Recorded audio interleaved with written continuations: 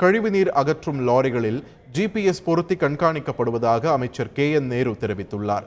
கழிவுநீரை அகற்றும் லாரிகள் அதனை நீர்நிலைகளில் விடுவதால் குடிநீர் பாதிக்கப்படும் நிலை ஏற்பட்டுள்ளதாக காங்கிரஸ் உறுப்பினர் செல்வ பெருந்தகை தெரிவித்தார்.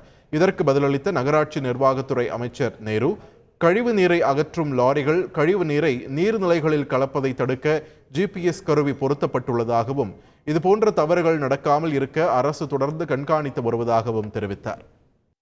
தமிழகத்தில் 117 நகரங்களில் புறவழிச்சாலை அமைக்கும் பணி மேற்கொள்ளப்பட்டு வருவதாக சட்டப்பேரவையில் பொதுப்பணித்துறை அமைச்சர் வேலு தெரிவித்துள்ளார். கந்தர்வக்கோட்டை தொகுதி உறுப்பினர் சின்னதுரை எழுப்பிய கேள்விக்கு விளக்கம் அளித்த அவர், தற்போது 50 நகர பகுதிகளில் புறவழிச்சாலை அமைக்கும் விரிவான திட்ட அறிக்கை தயார் நிலையில் உள்ளது என்றார். கரம்பக்குடியில் புறவழிச்சாலை அமைக்க விரிவான திட்ட அறிக்கை தயார் செய்யப்பட்டு விரைவாக பணிகள் மேற்கொள்ள நடவடிக்கை எடுக்கப்படும் என்றும் அமைச்சர் வேலு உறுதியளித்தார்.